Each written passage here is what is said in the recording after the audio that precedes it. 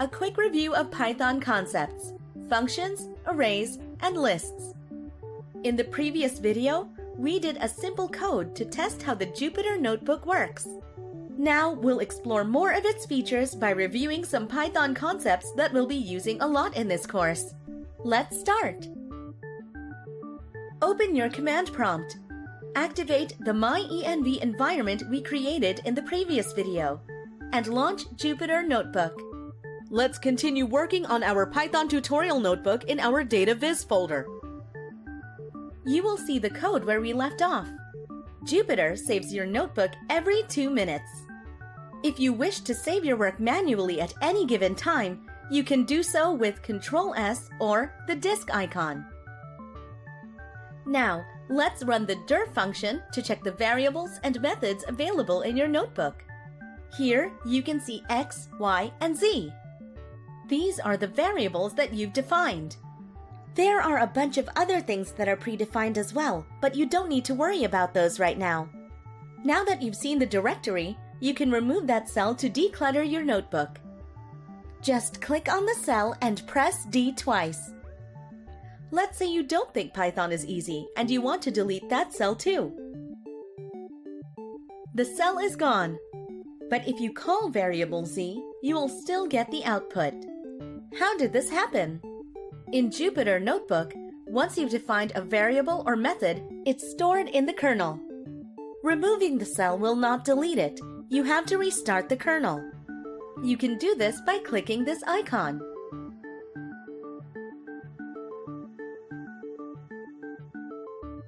So now, when you try calling z again, it's no longer there. Let's clear the cell errors from our notebook and just leave the first code cell. Highlight the unwanted cells by pressing Shift and arrow key, then the D key twice. Restart the kernel too to remove all defined variables. We won't be needing them anymore. Now that we know how code cells behave, let's get to know another cell type in Jupyter, the Markdown cell. Coding is not just about code, it's also about documentation.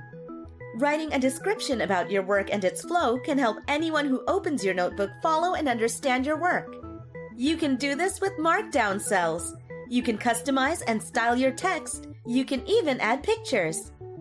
To switch your cell to a Markdown cell, click on the cell and press M. You'll notice that the square brackets are now gone and the cell type is now Markdown.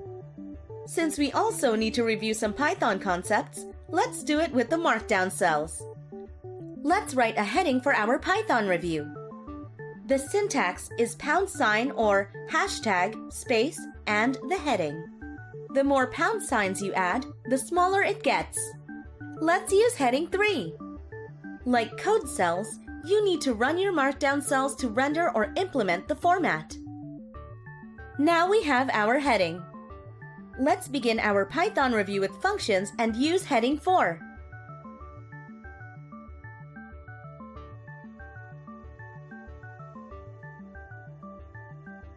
Let's write a function get_mean that prints the mean of a list of numbers.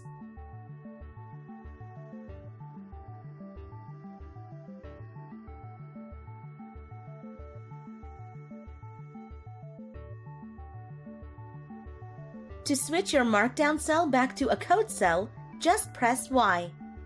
To help quickly understand how this code works, let's insert a cell and add a description.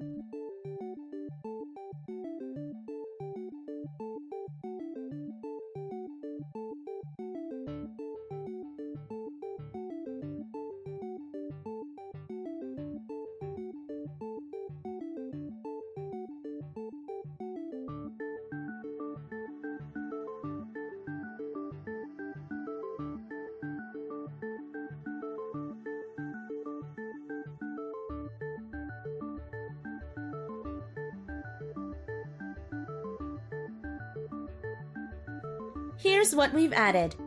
The exciting part about Markdown is you can add some styling in your long description. This description is available in the next resource. You can copy and paste it into your notebook. Let's continue with arrays and lists. Remember the dataset example in Module 1? Here's an array of numbers representing your friend's daily social media usage. All 25 of them. Here's the code that gets the first 5 elements of the array.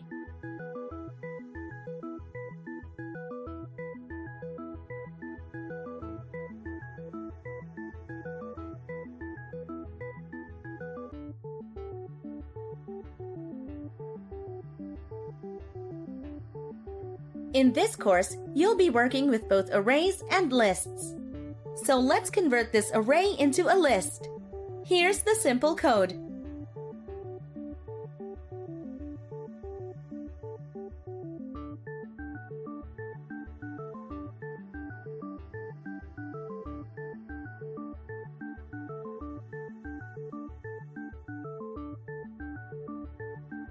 Now let's add some descriptions to your code.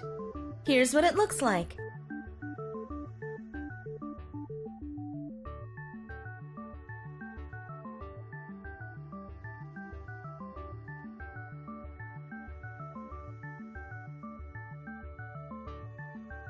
With these descriptions, you can take note of the important details of your code and review them later.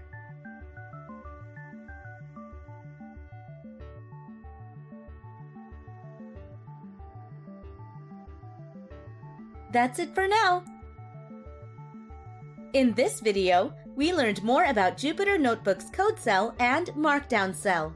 We reviewed Python functions, arrays, and lists and documented it well using the markdown cells.